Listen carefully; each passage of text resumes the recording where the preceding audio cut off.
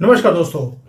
मोदी जी ने अभी अनाउंस किया कि हम एक फर्टिलाइजर प्लांट रशिया में बना रहे हैं।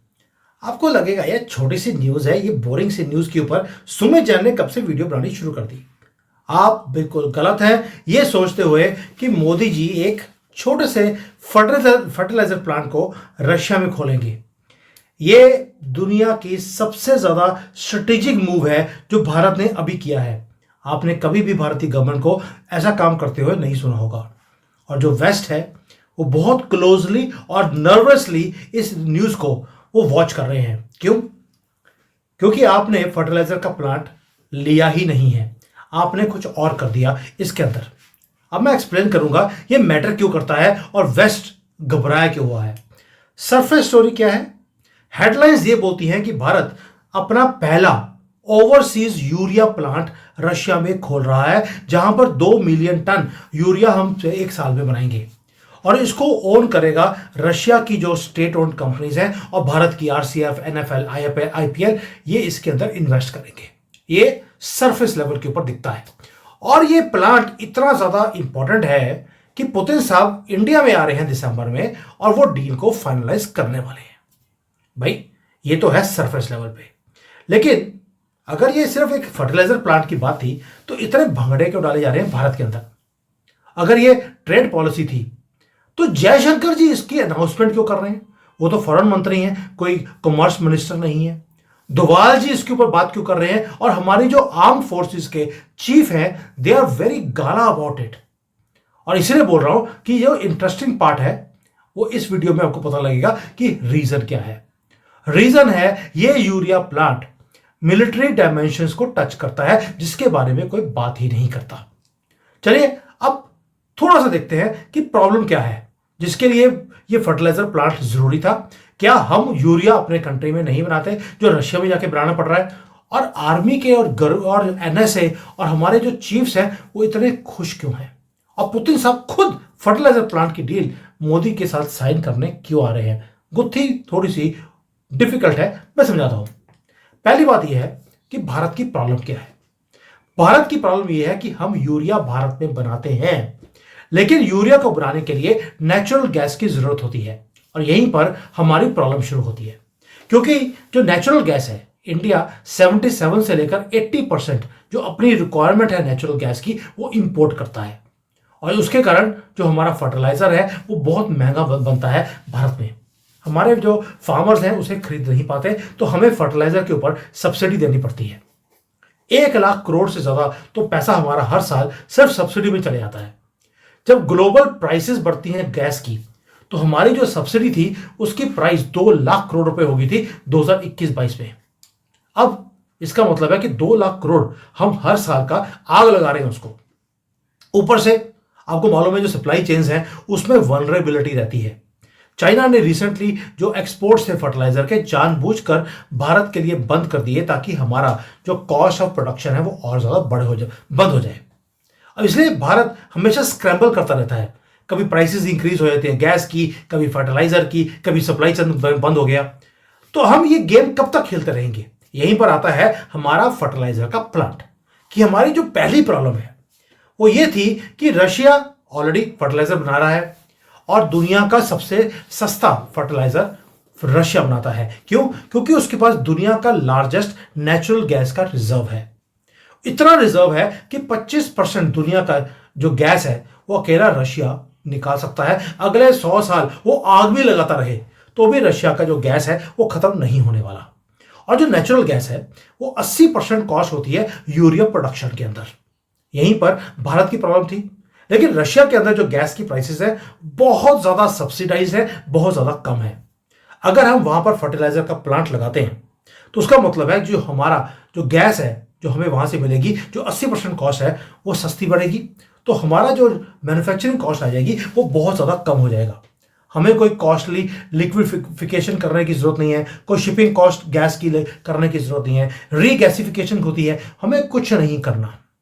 कॉस्ट सेविंग हमारी कम से कम 40% कम हमें प्राइस पे हमें फर्टिलाइजर मिल जाएगा। अब यहां पर हो गया फर्टिलाइजर जो हमारी मेजर प्रॉब्लम थी उसको हमने सॉल्व कर दिया, काम खत्म। अब आती है स्टोरी शुरू, जहां पर ये इंटरेस्टिंग बनेगा। यूरिया सिर्फ एक फर्टिलाइजर ही नहीं है, इसके अंदर एक मिलिट्री एंगल भी है। यूरिया के अंदर कुछ और डेरिवेटिव्स भी निकलते हैं जो कि क्रिटिकल है मिलिट्री प्रोपल्शन सिस्टम्स के लिए। आप गूगल करेंगे आपको सारा समझ आएगा कि वहां पर जो एक जो इनके डेरिवेटिव्स निकलते हैं वो यूरिया की केमिस्ट्री ऐसी होती है कि जो गन प्रोपल्शन सिस्टम्स हैं उसके अंदर ये सारे डेरिवेटिव्स काम आते हैं। नेवल गन्स हो, आर्टिलरी हो, मिसाइल सिस्टम्स हो, उस सब के अंदर ये डेरिवेटिव्स लगते हैं। और ये जो डेरिवेटिव्स हैं रॉकेट फ्यूल के लिए भी ये काम आते हैं। टेक्निकल डिटेल्स में मैं जा नहीं रहा हूं, बिकम्स वेरी बोरिंग। मैं आपको सिर्फ आइडिया देने की कोशिश कर रहा हूं कि यूरिया प्लांट से और क्या कुछ निकलता है जिसके लिए आज वेस्ट घबराया हुआ है और हमारे आर्मी के चीफ्स भंगड़े डाल रहे हैं। ये वो डेरिवेटिव्स है दोस्तों जो जेट इंजिन्स को, दोबारा बोल रहा हूं, जेट इंजिन्स को पावर देते हैं। और जेट इंजन हम लगे हैं अपना बनाने के लिए, उसके लिए तेल भी चाहिए, उसके लिए डेरिवेटिव चाहिए, वो सारे यूरिया प्लांट से आएंगे। और ये जो सारे के सारा काम है वो इतना ज्यादा इजी है कि जो इवन की जो इसके प्रिकर्सर जो मटेरियल्स होते हैं यूरिया के, वो दो होते हैं, अमोनिया और नाइट्रिक एसिड। आपको मालूम है कि हमने ऑलरेडी अमोनिया के ऊपर अपनी रिसर्च शुरू कर दी है। इवन पहली दुनिया की जो अमोनिया जो लिक्विड है, गैस है, इसके ऊपर जो हमारी शिप चलेगी हमने अमोनिया के ऊपर शिफ्ट करने का काम बना लिया। नाइट्रिक एसिड भी आता है और ये वो डेरिवेटिव है जिससे आरडीएक्स बनता है। आरडीएक्स जो मिलिट्री ग्रेड का एक्सप्लोजिव है, उग्रवादी इसको यूज करते हैं, अब हमने बनाना शुरू कर दिया। अब आप देखिए यूरिया प्लांट की न्यूज से शुरू किया था और कहां पहुंच रहे हैं हम लोग, आरडीएक्स बना रहे हैं हम। वहां पर इवन की अमोनिया और एंटी सैटेलाइट की जो वेपन्स हैं वो सारे हम बनाने वाले हैं इस प्लांट से। यानी कि मोदी जी दुनिया के पहले ऐसे प्रधानमंत्री होंगे जो फर्टिलाइजर प्लांट में क्या बनाएंगे, बॉम्ब्स, मिसाइल्स, प्रोपल्शन सिस्टम्स। और जो इमर्जिंग हमारी हाइपरसोनिक मिसाइल सिस्टम्स हैं उसके भी जो कंपाउंड्स हैं वो सारे इसी डेरिवेटिव से निकलते हैं, यानी कि यूरिया के प्लांट से निकलेंगे। ये है नेक्स्ट जनरेशन का सारा सिस्टम जो हम ले रहे हैं। रशिया में एक यूरिया का प्लांट, ओ भाई यूरिया का प्लांट तो उधर ऑलरेडी था। अगर वहां पे ऑलरेडी है, आपको अपना नया प्लांट लगाने की जरूरत क्या है? वहां से सस्ते में मिल रहा है, लेते जाइए। Not at all. मोदी इतने आसानी से एक छोटी सी न्यूज ऐसी निकाल देंगे, पॉसिबल नहीं है। He does things at a multi level. और ये जब प्लांट हमारा आएगा, एक तो हमारी ऑटोनॉमी रहेगी, हमारा कंट्रोल रहेगा उसके ऊपर। जो चीज हमें चाहिए वो हम बना पाएंगे। हमें सप्लाई चेन्स के ऊपर अब डिपेंडेंट इंटरनेशनली रहने की जरूरत नहीं है। यानी कि हम सिर्फ एक सिंपल फर्टिलाइजर प्लांट नहीं बना रहे दोस्तों, हम सिक्योर कर रहे हैं कि जो हमें केमिकल फाउंडेशन चाहिए अपनी मॉडर्न मिलिट्री प्रोपल्शन सिस्टम्स का, उसकी फाउंडेशन भी हमें सिक्योर करनी है। और यही जियोपॉलिटिकल प्लेस है। अब टाइमिंग देखिए, टाइमिंग ये है कि भारत और रशिया, हम दोनों का जो ट्रेड है वो ऑलरेडी $69 बिलियन पहुंच चुका है।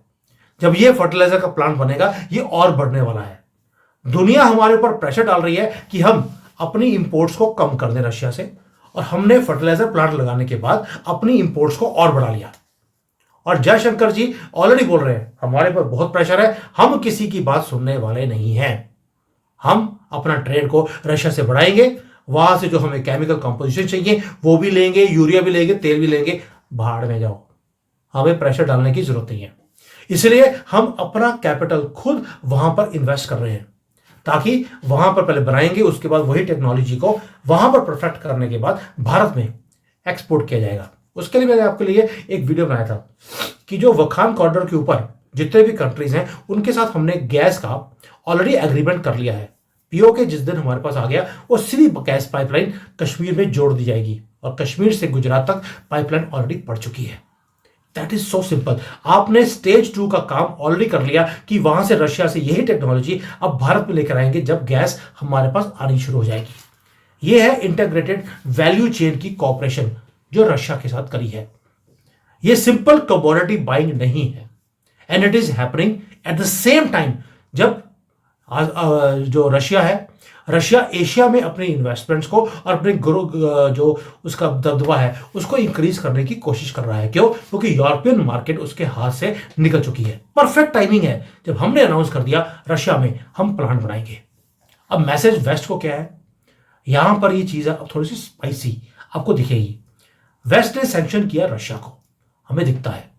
उनको कट ऑफ कर दिया यूरोप से, हमें वो भी दिखता है। और भारत ने क्या किया, जब दोस्त दिक्कत में हो, हमने बोल दिया हम अपने पैसा इन्वेस्ट करेंगे रशिया में, ताकि जो हमारे टाइज हैं वो और ज्यादा डीपर हो जाए, हमारे दोस्त रशिया को हेल्प हो जाए। और साथ में हमें जो मैन्युफैक्चरिंग फैसिलिटी जो बिल्डअप कर रही है वो भी हम कर लें वहां पर। साथ में हमारी जो स्ट्रेटेजिक मटेरियल्स की रिक्वायरमेंट है उसे भी सिक्योर कर लिया। और वेस्ट ने यही जो मटेरियल्स है इसको वेपन की तरह यूज करने की कोशिश करी हमारे खिलाफ। हमने अपनी ही फैक्ट्री लगाकर उस वेपन से भी बाहर निकल गए।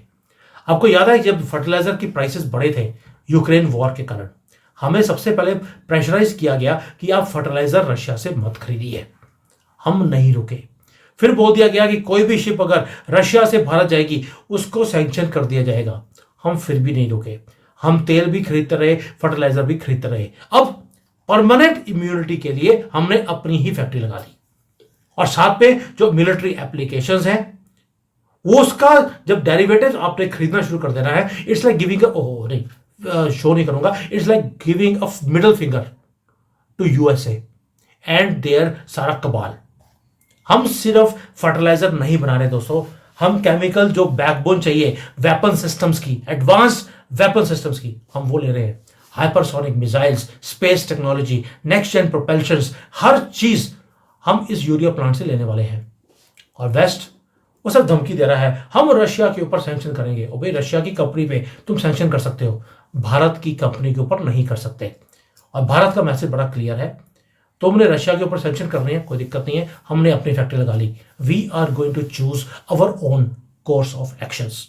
सो अगली बार जब सुने कि मोदी ने एक फर्टिलाइजर प्लांट रशिया में साइन कर दिया कि हम बनाएंगे, please think bigger, think deeper. Modi छोटी सी चीज के लिए पुतिन के साथ एग्रीमेंट साइन नहीं करने वाले कि फर्टिलाइजर प्लांट को रशिया में बनाया जाएगा। ये है जो सप्लाई चेन्स है उसको security, cost control, military capabilities and strategic autonomy. Bharat लंबी गेम खेलता है। अब हम बजट बनाते हैं, बजट 25 साल का बनाते हैं, 1 साल का बजट नहीं बनता।